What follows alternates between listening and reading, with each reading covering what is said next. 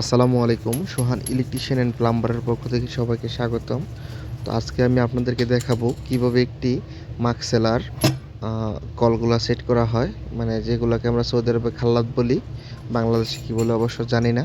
তো দেখেন, আমি প্রথমেই লোন টেপ পেঁচিয়ে নিলাম একটা লেয়ের মধ্যে। লেটা পেঁচানোর পর আমার যে হাতে একটা মাগাজ আছে, এটা হচ্ছে 10 মাগাজ ডালি দিয়ে করতেছি। সৌদি আরবে মুফতা বলি এটাকে আমরা। তো মুক্তাটা দিয়ে আমি ভালোভাবে টাইট দিয়ে নিতেছি, আর হালকা একটু এটার ভিতরে পিছনে কিন্তু আছে, জিলবা আছে। এতে করে জিলবাতেও পানি আসবো না, তারপরে একটু দিয়ে দিলে ভালো। 7-8 দিয়ে দিলে পানি না আসা, লিক করার সম্ভাবনাটা কম থাকে। তারপরে আমি দুটোটা একসাথে লাগাই লাইতেছি, কিন্তু এখানে আমার একটু ভুল হয়েছে, দুটোটা একসাথে আসবে না। এটা হইতেছে নতুন শরিকার যেহেতু মাল, নতুন কোম্পানির মাল, এটা দুইটা একসাথে আসবে না। একটা আগে দিয়া তারপর ওই একটা গাতা আছে ভিতরে গ্যালওয়েজ সিস্টেম, ওই গ্যালওয়েজটা আগে লাগাইতে হয়। ওইটা লাগানোর পর তারপর এটা আসবে, এর আগে এটা আসবো না। আর এই খাল্লাতগুলো কিন্তু অনেক সহজ লাগানো। আরেকটা খাল্লাত আছে প্যাচ সিস্টেমটা অনেক কঠিন। এটা মুক্তা দিয়ে লাগানো যায় সহজেই, বেশি একটা কষ্ট হয় না। আর মাতবাগের একটা খালাত লাগাইছিলাম আজকেই, একই সাথে এই সৌদির বাড়িতেই। মাতবাগের খাল্লাতটা লাগাইতে অনেক কষ্ট হয়েছে, অনেক কষ্ট, যা বাসায় প্রকাশ করার মতো না। ওইটা পুরান খালাত ছিল, পুরান খালাত খুলতে অনেক সমস্যা হয়েছে। আর এই বেসিন যেটা দেখতেছেন আমার সামনে, অবশ্য ভিডিও তো ভালোভাবে দেখা যেতেছে না মনে হয়, এটা রোখামটা তো রোখাম অনেক দামি। এটা আমি লাগাই নেই, রোখামটা অন্য জন্য লাগাইছে, শরিকা থেকে লোক আইসে, মানে কোম্পানির থেকে। আমি শুধু খাল্লাতগুলো লাগাইতেছি, আর যেই পানি নামার যেই কলটা ওইটা লাগাইতেছি উপরে দেখতেছেন। আমরা পানি নামার যে কলটা, এটাকে আমরা সৌদি আরবে হার্রাব বলে থাকি, অথবা সরফের লাইন, এরকম আর কি। যারা সৌদি আরবের আছে, যারা সৌদি আরবের ভিডিও দেখবে, বা কাতার বা বাহরাইন, তারা অবশ্য বুঝবে এটা। তো দেখেন খাল্লাতের নিচে কীভাবে লাগাইতে হয়, এটা মিসমার সিস্টেম।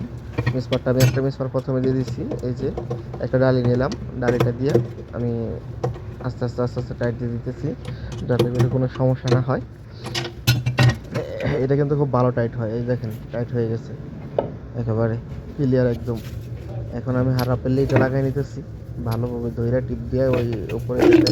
আর ওইটা লাগানোর সময় অবশ্যই সিলিকন দিবেন, সিলিকন ব্যবহার করা ছাড়া ওইটা লাগাইবেন না, কখনোই না।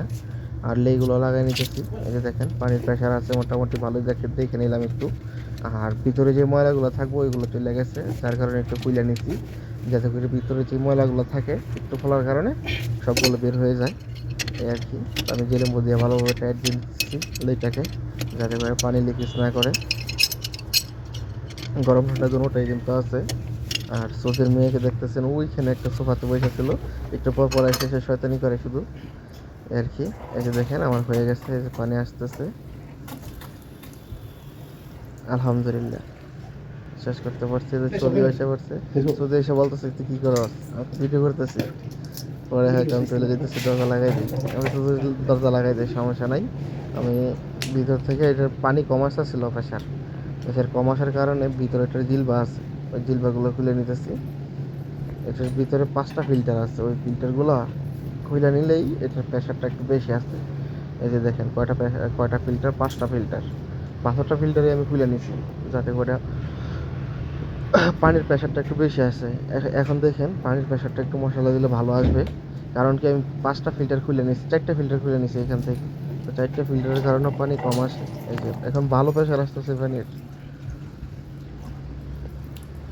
এখানে যে হাম্মামটা দেখতেছেন, এটা আমি আগে কাজ করে গেছিলাম। এই হাম্মামটা পুরোটাই আগে আমার হাতে কাজ হয়েছে, এটা ভিডিও এর আগেও দিছিলাম, কিন্তু এখন